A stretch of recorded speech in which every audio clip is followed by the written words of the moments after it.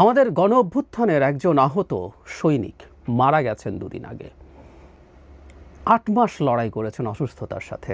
তার নাম হচ্ছে হৃদয়, আশিকুর রহমান হৃদয়। আমি সমকাল থেকে রিপোর্টটা পড়ি। হৃদয় মারা গেছেন ঢাকায়, তার বয়স ১৭ ছিল। নিহত হৃদয় পশ্চিম যৌতা গ্রামের রিক্সা চালক আনসার হাওলাদারের ছেলে। হৃদয়ের পরিবার জানায়, হৃদয় ঢাকা শ্রমিকের কাজ করতেন। জুলাই আন্দোলনে ঢাকায় অংশ নেন তিনি। ২০২৪ সালের ১৮ জুলাই যাত্রাবাড়ি এলাকায় পুলিশের গুলিতে গুরুতর আহত হন। এ সময় তার মাথায় ৩টি গুলি লাগে। ওই সময় তিনি লুকিয়ে চিকিৎসা নেন। ৫ আগস্ট শেখ হাসিনা পতনের পর ঢাকা মেডিকেল কলেজ হাসপাতালে চিকিৎসা দেওয়া হয় তাকে। চিকিৎসকরা তার মাথা থেকে 2টি গুলি বের করতে পারলেও আশঙ্কাজনক হওয়ায় 1টি গুলি বের করতে পারেননি। এতে পুরোপুরি সুস্থ হতে পারেননি। বিভিন্ন সময় অস্থির হয়ে পড়তেন তিনি, তার পরিবার জানান। প্রচণ্ড জ্বর উঠত শরীরে। গত বুধবার হৃদয় অসুস্থ হয়ে পড়েন, তারপর তিনি মারা যান। হৃদয়ের বাবা আনসার হাওলাদার, এই জায়গাটা আসলে মূল জায়গা, আমি এটাই পড়তে চাইছিলাম, এটা নিয়ে কয়েকটা কথা বলতে চাই। অর্থভাবে ছেলের উন্নত চিকিৎসা করাতে পারিনি। একমাত্র সম্বল রিক্সা ও একটা গরু বিক্রির টাকা দিয়ে যতটুকু করার চেষ্টা করেছি। মাথার 3টি গুলি 2টি বের করেছেন ঢাকা মেডিকেলের চিকিৎসকরা, আরেকটি গুলি বের করা সম্ভব হয়নি। বিদেশে চিকিৎসা করা হলে আমার ছেলেটা হয়তো বেঁচে থাকতো। টাকা নেই তাই ছেলেটা মারা গেছে। আমার ছেলের জীবন গেছে। নতুন সরকার এসছে, কেউ তার খোঁজ নেয়নি। বিদেশে যাওয়ার একটা টেন্ডেন্সি আমাদের আছে। আমি প্র্যাকটিস না করলেও যেহেতু একজন ডক্টর, আমি এটুকু বলতে পারি যে সব চিকিৎসাই যে বিদেশে হবে নট নেসেসারিলি, এটা সঠিক কথা না। তারপরও আমাদের অনেকের এক ধরনের টেন্ডেন্সি হয় যে বিদেশে গেলে ভালো হতো, কিন্তু আমার প্রশ্ন সেটা না। প্রশ্ন হচ্ছে হৃদয় দেশে যতদিন চিকিৎসা নিয়েছেন, ওই চিকিৎসার জন্য তার বাবাকে রিক্সা এবং তার গরু বিক্রি করতে হয়েছে। এই তথ্যটা আমরা তার বাবার মুখে শুনলাম। এইরকম একটা ঘটনা আমাদের এই দেশে ঘটলো। আমি প্রথম দিন থেকে একটা কথা বলতাম, মানে সরকার নানা রকম সাফল্য ক্লেম করেন বা সরকারের ব্যর্থতা নিয়ে অনেক আলোচনা করেন। সরকারের ব্যর্থতা সব যদি সরিয়েও রাখি, আমি এবং শুরুর দিকেও কয়েক মাস যখন গেছে, 3 মাস 4 মাস, সরকারের ব্যর্থতা নিয়ে খুব একটা আলাপ করতাম না, কারণ আমি বলছি যে এরকম একটা ধ্বংসস্তূপে পরিণত করে গেছেন শেখ হাসিনা বাংলাদেশকে। সেখানে বসে ইট ওয়াজ টু আর্লি। কিন্তু একটা ব্যর্থতা আমি তখনও বলতাম যে আহতদেরকে সরকার ডিল ঠিক মতো করতে পারছে না। আমরা তাদেরকে রাস্তায় নামতে দেখেছি। আমরা রীতিমতো আমাদের স্বাস্থ্য উপদেষ্টা এবং তার সাথে সেদিন ব্রিটিশ হাই কমিশনার ছিলেন, তাদের গাড়ি আটকে দিয়েছিল পঙ্গু হসপিটাল, মানে যেটাকে আমরা কথ্য ভাষায় বলি আর কি, নিটরের ওখানে। এই ঘটনাগুলো আমাদের চোখের সামনে ঘটেছে। মাঝে মাঝে আমাদের প্রধান উপদেষ্টার কার্যালয়ে তারা ঘিরে যায়, ধরতে যান। এর মধ্যে নানান রকম উল্টোপাল্টাও আছে, এটা নেই তা বলছি না, এবং নানান রকম মিথ্যাচার আছে। আমরা এটাও দেখেছি যে ভিন্নভাবে আহত হওয়া মানুষও এর মধ্যে ইনক্লুডেড হয়ে তাদের নানান রকম আর্থিক সুবিধা পাওয়ার চেষ্টা করেছেন। এটা বাংলাদেশের নৈতিক যে মানদণ্ড অ্যাভারেজ, তার মধ্যে এটা হতেও পারে। কিন্তু ইনি যদি আহত হয়ে থাকেন, তিনি দেশে যতদিন চিকিৎসা নিয়েছেন, একজন রিক্সা চালক বাবা 17 বছর বয়সে যে রাস্তায় গেছে, আহত হয়েছে, মাথায় গুলি খেয়েছেন, সেই মানুষটার চিকিৎসার জন্য তার ফ্যামিলির এই খরচ হয় তার সর্বস্ব, আর তিনি সর্বশান্ত হয়ে যান। আমি এই জিনিসটার জন্য সরকারকে কখনোই ক্ষমা করতে পারি না।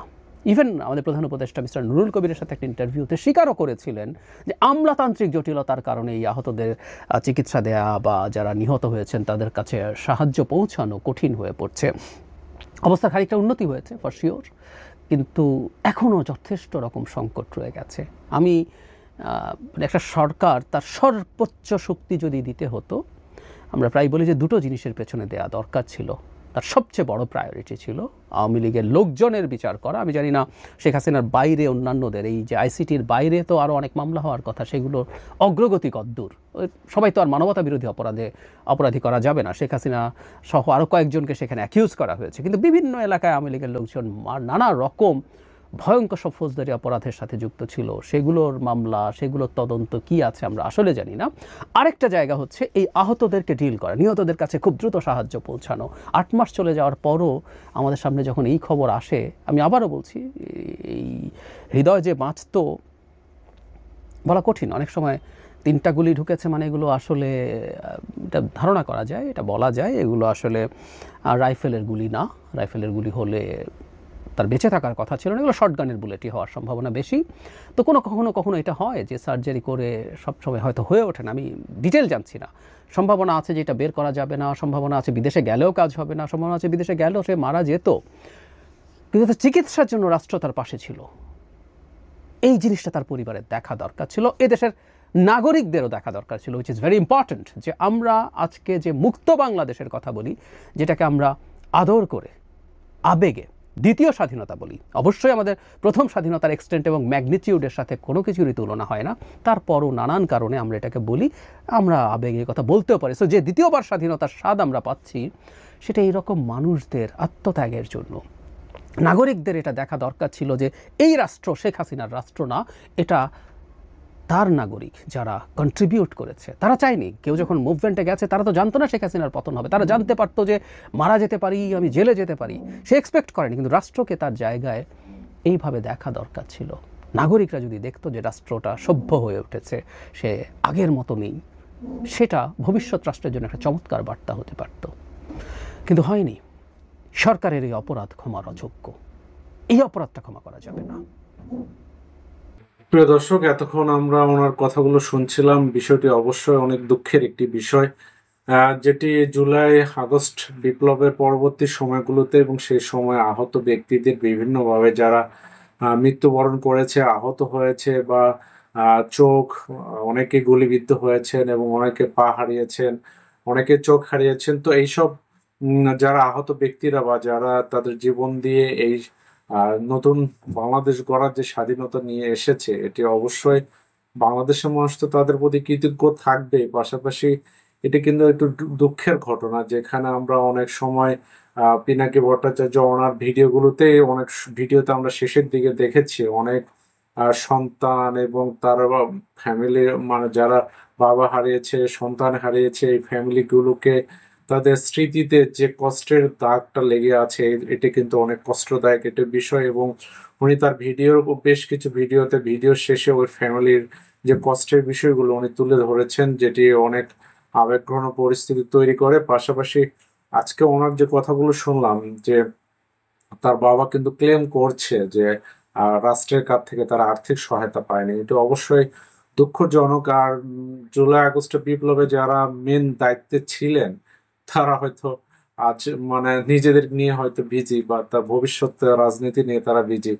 আসলে এখানে চাইলে করার অনেক কিছুই ছিল, সরাসরি গভর্নমেন্টকে বা ইন্টার গভর্নমেন্টকে তাদের ব্লেম করাই যায়। পাশাপাশি ওনারা যেহেতু মেন দায়িত্বে আছে বা আর্থিক বিষয়টা ওনারা মেনলি দেখে, এবং এইসব জুলাই আগস্টের বিপ্লবে যারা হয়েছে তাদের জন্য প্রধান উপদেষ্টা উনি কিন্তু এই বিষয়ে একটি ত্রাণ সহায়তার জন্য একটি আহ ইয়ে গঠন করেছেন। তো সেই জায়গা থেকে কিন্তু আমরা দেখেছি বন্যার সময়গুলোতে আমরা ঢাকা ইউনিভার্সিটি বা বিভিন্ন জায়গায় কিন্তু যে ত্রাণ সংগ্রহের বিষয়গুলো ছিল, সেখানে কিন্তু প্রচুর টাকা জমা হয়েছে এবং পরবর্তীতে টাকাগুলো বিভিন্নভাবে খরচের বিষয়গুলো নিয়েও কিন্তু মিডিয়াতে কিছু অসঙ্গতির বিষয়গুলো চলে এসেছে। তো এই বিষয়গুলো যদি আমরা ধরে নেই, যদি আমরা সঠিক বিষয়গুলো যদি নাও জানি, তারপর নিউজে কিছু খবর তো চলে আসছে, অবশ্যই কিছু বাস্তব বিষয় এখানে জড়িত আছে। তো এত কিছু যদি বন্যা কবলিত মানুষের জন্য যদি করা যায়, আমরা মানুষ যদি সহায়তা হাত বাড়িয়ে দিতে পারে, তাহলে জুলাই আগস্টের সময় যারা আহত হলো তাদের একটা লিস্ট আমার দেখা মতে হয়তো আমি এখনো কোথাও পাইনি, যে আসলে অ্যাকচুয়াল কতজন মানুষ এই সময় মারা গিয়েছে বা আপনার আহত হয়েছে।